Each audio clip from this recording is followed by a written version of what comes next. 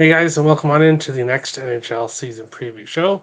And today I am going to be talking all about the Tampa Bay Lightning, looking at their offseason moves, additions and subtractions, upcoming free agents, possible lineup, team future bets, and player future bets for the season. Going to be doing this show solo. There's a few shows this year I'm going to be doing solo, and this is one of them. So it'll be a little bit of a shorter show, but I'll give you my in-depth preview of the Tampa Bay Lightning. And we will start with the additions and subtractions segment as we usually do. And as you can see, Tampa Bay did some stuff this offseason. Quite a bit of moves by the Tampa Bay Lightning.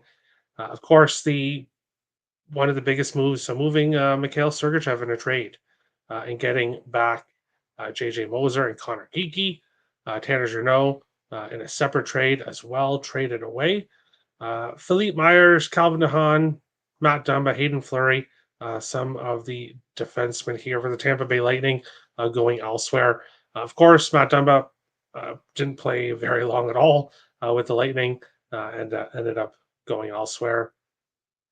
The big um, subtraction, other than Sergachev on this list, is Captain Steven Stamkos, who, of course, went off to Nashville. And it'll be weird seeing the Tampa Bay Lightning play and not have their captain, Steven Stamkos, in the lineup. Looking at the additions, of course, JJ Moser, Konagiki come over for Sergachev. Um, Getting a little bit younger, I guess. A couple guys, 2-for-1 trade there. I like that trade overall for Arizona. Getting Sergachev, Moser, Kiki. We'll have to see how they work out here in Tampa Bay. But the big addition for the Tampa Bay Lightning in the offseason was Jake Gensel.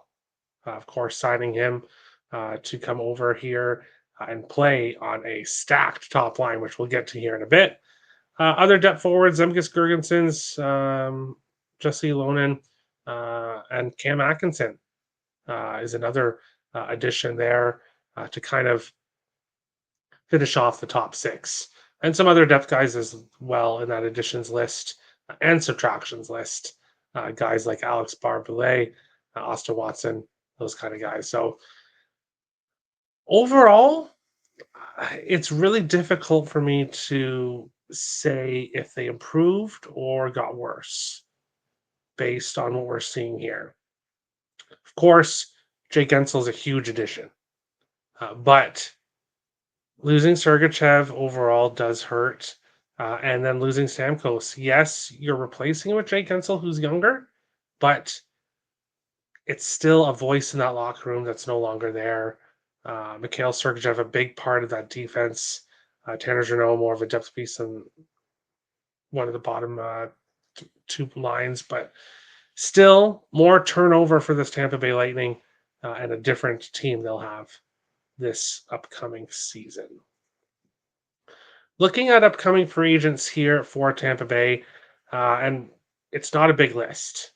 Um, really, when you're looking at it here, Jesse Lonen is an RFA, so you should be able to get him re-signed if you like having him on the team. Michael Eyssimont is I think, one of the most important names in this list. Luke Glendening could probably go elsewhere, and Tampa Bay would be fine. Cam Atkinson, uh, it'll be interesting to see how he fits here in Tampa Bay, whether they move him at the deadline, whether they give him an extension. I think it'll all kind of determine how he plays this season. Nicholas Perbix on defense. Of course, we'll see how he does this year. Pretty sure Tampa Bay will look to re-sign him unless they continue to change up their defense. And Jonas Johansson, of course, is the backup to Andrei Vasilevsky. Um, Maybe Tampa Bay signs him for another year. Maybe he goes elsewhere. Um, really, uh, I'm not. I don't want to say he's not important, but he's replaceable. He's easily replaceable. Really, a lot of these names on this list are easily replaceable. So, really, you could see Tampa Bay moving on from all these guys, and that wouldn't completely shock me at all going into next season. Taking a look at possible lineup for the Lightning. And of course, as I said earlier, that stacked top line, Jake Gensel, Braden Point, and Nikita Kucherov. That is not going to be a fun line to play against. Uh, Nikita Kucherov, of course, can definitely score goals, but great playmaker. Is great at assisting. Braden Point, of course, loves to score goals, but he's a great playmaker also in that center position, and Jake Gensel also. So really, these three guys here, when they're on the ice together, you really don't know who's going to shoot the puck because all three are good at goal scoring and tic tac toe goal, tic tac toe. We're going to see a lot of that between these three, I think, this season. Looking at that second line, Brandon Hagel, Anthony Cirelli, Cam Atkinson. Of course, Brandon Hagel's fit really well with Tampa Bay since being traded over here. Anthony Cirelli, a good second line guy, pretty much cemented in that second line spot. Point, of course, on the top line. And Cam Atkinson, of course, coming over from Philadelphia, how is he going to do? How is he going to fit in with this Tampa Bay Lightning offense? Um, really, if the chemistry is there, that could be a dangerous second line for the Tampa Bay Lightning. Now, of course, we've talked about how great the top two lines are. That third line, Connor Sheary, Nick Paul, Michael Eastamont, is definitely not a horrible line. But I don't know exactly how much offense you're going to get from there. But when you've got the top two lines that you have, you shouldn't really have to rely too much on too much offense from that third line. Same kind of deal with that fourth line. I don't really think the Lightning have a lot of bottom six depth. Um, the bottom two lines are the issue for this Tampa Bay Lightning team. Of course, all teams have issues, some smaller than others. But for the Lightning, it's those bottom two lines that I've got question marks about. Defense, Victor Hedman. What can you say about him? Very dependable. Darren Radish should be on that top line with him. JJ Moser, Eric Cernak there on the second D pair. Ryan McDonough and Nicholas Perbix there on the third D pair. And I like the defense for Tampa Bay overall. Um, See obviously how JJ Moser fits in there on that second line with Eric Cernak, but great overall defense by the Lightning. And then you've got Andre Vasilevsky in net as the starting goaltender. Jonas Johansson, um, capable backup. He showed that last year. He did pretty well, especially to start the season when there was no Andre Vasilevsky in the lineup. And of course, like I said, I like that defense that's in front of him. So that will help um, the Lightning. Team future bets. This is interesting here. So the Lightning last season had 98 points, and their point total is 98 and a half. So books are kind of looking at them to have a very similar season to last year. When it comes to the Stanley Cup Conference President's Trophy and Division, I'm kind of interested in the Stanley Cup price of plus 2,500. And the reason being, we just kind of looked at the Tampa Bay lineup, and their biggest weaknesses are those bottom two lines. Tampa Bay, if they need to, can make a deal or two to try to improve that third line and give it that extra offensive depth that they need to head into the playoffs.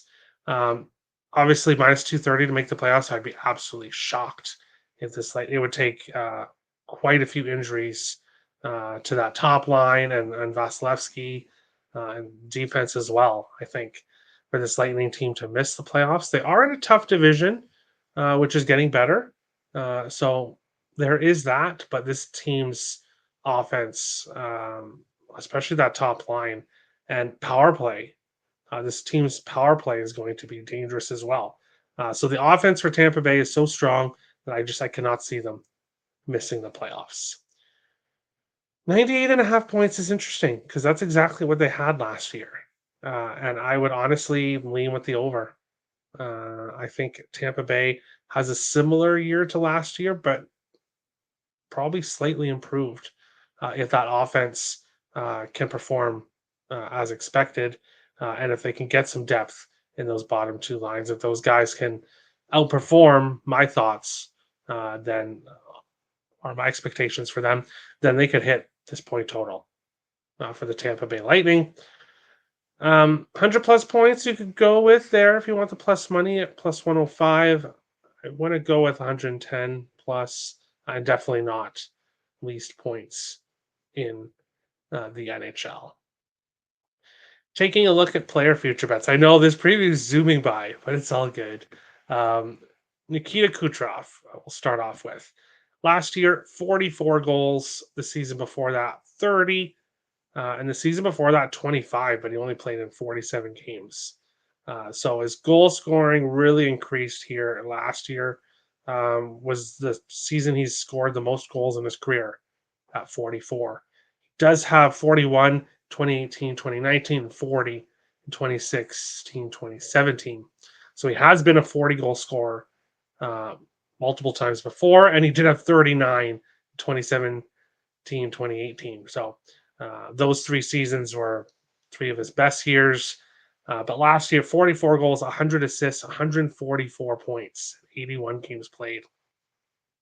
By far, Kucherov's best season of his career. And now we're seeing his point total at 114 and a half and goals at 36 and a half. I wouldn't look with at the goal prop just because, as I mentioned earlier, all three guys on that top line could shoot the puck at any moment. And I don't know if maybe Kucherov, kind of like last year when he had 100 assists, I don't know if he necessarily shoots the puck as much. I think he's will be much very willing to pass it to Jake Ensel or Braden Point. So I wouldn't look at these 36 and a half points, or sorry, 36 and a half goals. Point total at 114 and a half. Obviously, had 144 last year. Season before, he had 113. And then the previous full season he played in 2018, 2019 was 128 points in 82 games. So I can see Kucherov hitting 115. I could see him getting back to 120. He had 144 last year, and he is going to be playing with Braden Point and Jake Ensel. So uh, overall, if you're going to look at Kucherov, and of course the top power play as well, Kucherov, I would look at points over 114 and a half. Braden Point here had 46 goals last season, 51 the season before that, 90 points last year, 95 points in 22 23. And here we are, point at 41 and a half goals, which he's hit by five or more in the last two seasons, and 90 and a half points. Hate to sound like a broken record, like I did in the last segment or with Kucherov, but with the point, the goal total of 41 and a half is kind of high, even though he's hit it in back-to-back years. I would go with the point total at 90 and a half. Yes, he only had 90 last year, 95 the season before that. But 81 games played last season, 82 in 22 23. So he's been pretty healthy, going to be on that top line, going to be on that top power play. And I could see him racking up the points. I could see him getting his goals, but I could see him getting a ton of assists as well. So I would look at point over 90 and a half points. Jake Gensel, how is he going to fit with this Tampa Bay Lightning team? He played in 67 games last year with Pittsburgh and Carolina. He had 30 goals, 47 assists, 77 points in those 67 games. Now 35 and a half goals and 87 and a half points for Gensel. And honestly, Nothing against Jake Gensel. I think he's going to have a great season. But if it does take a little bit of time for him to really develop that chemistry with Point Kucherov, uh, I could see I could see him not getting to these totals. I could. Or if he doesn't play a full season, which he has not played a full season since, well, there was the 2021 season, 56 games played, obviously a shortened season. But his last 82 game played season was in 2018, 2019. So it's been a while since he's played a full 82 game season, which is another reason why I'm cautious with Gensel points. But I could, if he stays healthy, and he does have that chemistry with Point Kucherov, then he could easily surpass both of those. So no plays there for me with Gensel. Victor Hedman, let's see what he did last year. He had 13 goals. The season before 9. The season before that 20. So 22, 23, a little bit of a lower scoring year for him and a down year overall. Last year he had 76 points, 22, 23, 49 points, and then 21, 22, 85 points. So here his point total is at 64 and a half and 12 and a half goals. Not touching Victor Hedman goals. That's just not something I'm looking at. But Hedman over 64 and a half points, I find very interesting, as he did have 76 last year, and then 85 in 21 22. So power play, that power play is going to be dangerous, and he should be on it, of course. So he's going to rack up the points. So I would go with Hedman over 64 and a half points. Andre Vasilevsky, 30 wins last year in 52 games played, which was a little bit less games played than, of course, 22 23 and 21 22. But of course, when you don't start the season um, on time, you're going to play less games. 34 wins in 22 23, 39 wins in 21 22. And then that fantastic season, 2020 21, 42 games played, he had 31 wins. So Vasilevsky, um, really looking at it, 30 wins last year, 34. The season before that, 39. The season before that, 31, 35, 39, 44. So really since 2017, 2018, he racks up the wins, even getting at least 30 wins when only playing 42, 53 games. He still is able to get into those 30. So Vasilevsky wins. If I was playing it, I'd be taking the over as well. Vasilevsky for the Vezina. Um, Not something I'm interested in.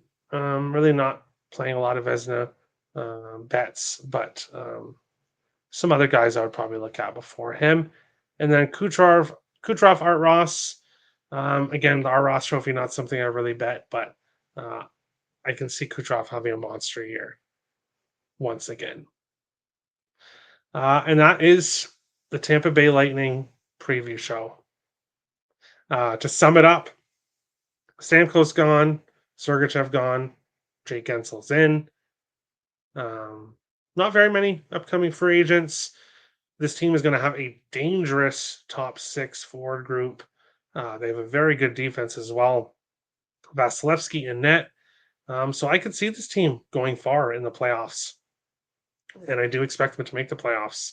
And I do expect to be seeing a lot of points from that top line. And that power play, as I've said, is going to be dangerous. Power play point props with this team is going to be very good. You're going to be getting plus money with a lot of these guys on that top power play. And that's what some bets I'll be looking at as well for this upcoming season. But thank you everyone for watching.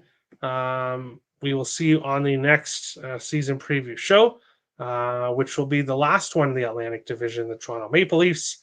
And then we're off to the Metro to start the Metropolitan Division the following day. So thank you everyone for watching, and we'll see you guys on the next show. Thanks, guys.